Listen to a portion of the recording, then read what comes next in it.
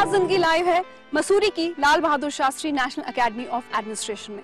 यह एकेडमी जहां तैयार होते हैं देश के सबसे प्रतिष्ठित, सबसे सम्मानित और सबसे रुतबेदार नौकरशाह।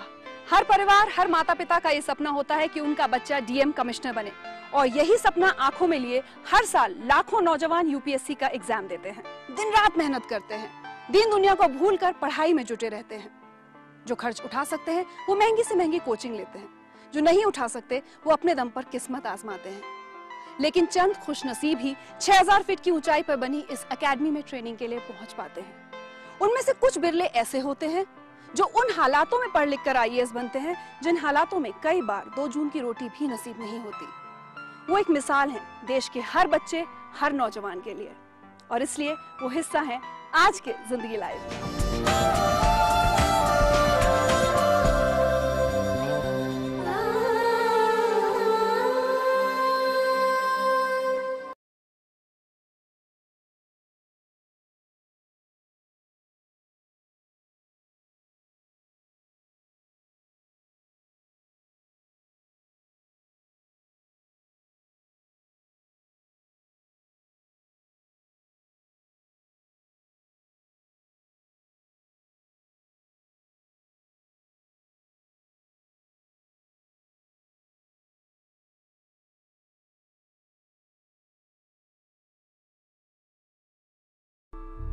झारखंड के एक छोटे से गांव के एक छोटे से किसान का बेटा देश का सबसे बड़ा इम्तिहान पास कर गया।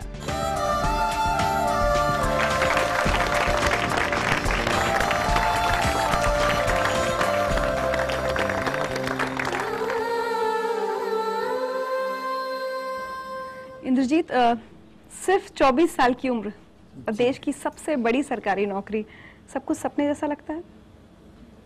जी, ये एक सपना था, देखा गया, जो हमने 4वीं 5वीं कक्षा में देखा था।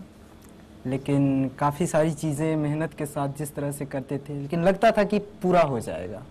एक बच्चा ये सपना देखता हो कि वो एक दिन आईएएस बनेगा, सुनकर थोड़ा अजीब सा लगता है। जी, अजीब तो है, लेकिन कहते हैं ना कि जब सपनों के लिए इरादा हो कि हाँ, इच्छा नहीं होनी चाहिए, इरादा अगर हो तो फिर सारी चीज़ें, ये खेत, ये खलिहान, ये जो माँ का चूल्हा फूंकना, या फिर ये जो मिट्टी की जो दीवार है जो फट गई है, या फिर छप्पर टूट गया है, उसके ऊपर एक एडवेस्टस रख दिया गया है, तो इससे जो जीवन के प्रति जो अनुभव बनता है उसे जब कागज पर उतार देते हैं तो फिर यूपीएससी तो क्या, दुनिया की कोई भी सबसे बड़ी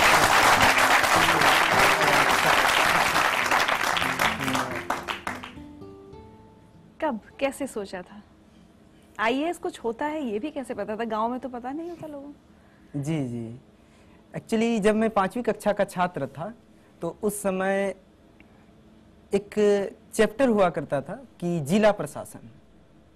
तो फिर मैंने पूछा था अपने सर से कि सर, जिला का मालिक कौन होता है? तो उन्होंने कहा था डीएम होता है।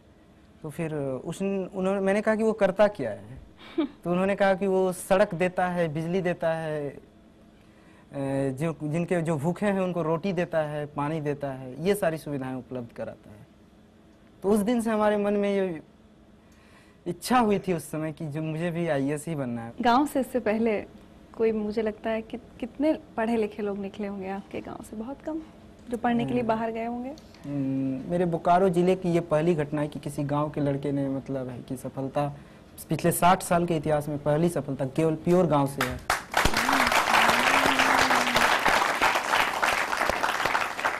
झारखंड से दिल्ली आए थे आप तैयारी करने के लिए? जी हाँ, ग्रेजुएशन करने के तुरंत बाद मैंने सोचा था कि दिल्ली जाके तैयारी किया जाए। दिल्ली में आके बहुत अच्छे मित्र मिले और जिनके साथ मिलके हमने तैयारी की, अच्छी रणनीति बनाई और सबका सहयोग लिया। मैं मानता हूँ कि यूपीएससी जो है सहयोग और संयोग 2 चीज़ की परीक्षा है। आज मैं आपके सामने हूँ, खुशी हो रही है। उधर देखिए। भैया, हम लोगों ने एक सपना देखा था, तुम्हें लाल बत्ती मिले, हमारा परिवार सुधरे, हम लोग भी अपने जो सामाजिक प्रतिबद्धता है, जो हम लोग चाहते हैं वो हमें मिले। बाबूजी ने तुम्हें हर वक्त कहा कि भैया, कि बेटा अपने सपनों की उड़ान को कमजोर मत होने दो, पंख फैला के उड़ो, जितना हो सकता है पढ़ाई और हमारी थोड़ी मोड़ी हो सकता है हमारी जो जरूरत है उसके भी समझौता किया गया, लेकिन उनके पढ़ाई के साथ कोई समझौता नहीं।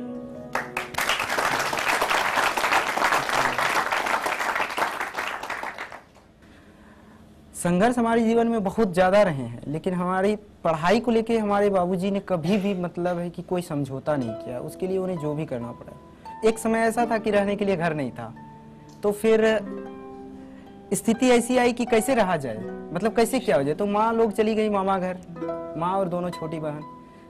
हम नहीं गए क्योंकि हमारी पढ़ाई थी। 5वीं कक्षा का मैं विद्यार्थी था उस समय।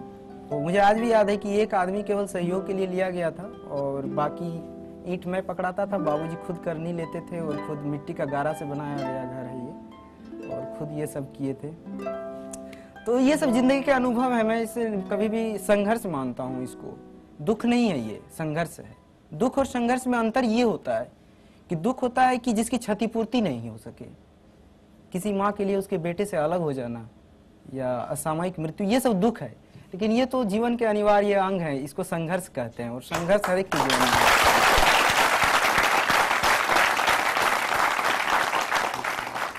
पिता ने आपको पढ़ाने के लिए अपने खेत बेचे भी हैं? जी हाँ, हमारी 80% खेत बिक चुके हैं। और जब पहली बार सिलेक्ट नहीं हुए तब उन्होंने क्या कहा था? हाँ, उन्होंने एक चीज कहा था। मैंने ये चीज बाद में मैंने जाहिर भी किया कि इस भावना को। तो उन्होंने कहा था कि हम बोले कि बाबूजी पैसा कहाँ से आएगा, हम ट्यूशन पढ़ाएंगे मुखर्जी नगर में या यहाँ पर मिल जाते हैं यहाँ पर। बोले कि नहीं, तुम ट्यूशन मत पढ़ाना और तुम अपनी पूरी पढ़ाई जो है अपने पढ़ाई पर ध्यान दो। धूप में मत चलना, ऑटो में चलना, क्योंकि धूप में चलोगे तो थक जाओगे और पढ़ाई पर इसका बुरा प्रभाव पड़ेगा। अरे तुम्हारे लिए तो हम अपनी किडनी तक बेच देंगे। तो ये एक ऐसी बात थी जो मतलब है कि इस तरह की ये भावना इतनी महान है कि इस भावना के कारण हम कभी भी मतलब अपनी पढ़ाई, अपनी कमिटमेंट से पीछे नहीं हटे। एक बात बताइए, आज अगर आपके पिता आपके सामने खड़े हों तो आप उनसे क्या कहना चाहेंगे? देखिए, मेरे बाबूजी तो अभी मेरे गांव में हैं और शायद अगर इस प्रोग्राम को वो देख रहे होंगे तो मैं उनसे यही कहूंगा कि मेरी सफलता से अलग आपके बेटे होने में मेरी सार्थकता है और बस इसी सार्थकता को जीवन भर महसूस करना चाहता हूं।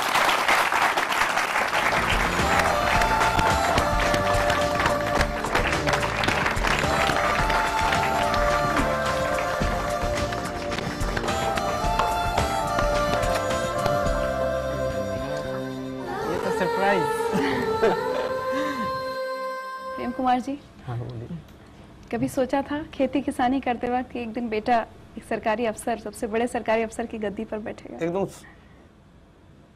जब से इसको पढ़ाई में ख्याल आया तब से मैंने ये सोचा था, ये आज की सोच नहीं है। आपको पता था आईएएस क्या होता है? आईएएस क्या होता है ये पता नहीं था, लेकिन अफसर जो होते हैं मेरे जिला के, हाँ। उसको तो देखे थे। हाँ, सही बात है।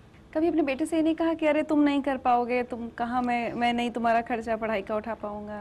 मैं कैसे कह दूं, वो कभी नहीं सोचा। मैंने खर्चा उठाने के लिए तैयार था, मेरे पास जमीन थी, जमीन बेच कर देते। मेरे पिताजी ने मुझे मरने के बाद दिए।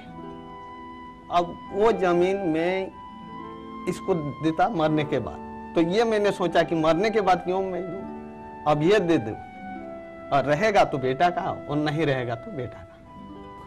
उधर देखिए। इंद्रजीत बेटा, कैसे हो आप? खाने पाने के ध्यान दीजिए। आप तुम्हारे लिए गुड़ रोटी बनाई है। आप ट्रेनिंग में ज़्यादा खाना पीना का ध्यान दीजिए। आज तुम्हारे लिए हम दुल्हन खज के रखे हैं, रिश्ता तय हुआ है। खाना आपको तैयारी गुड़ रोटी है।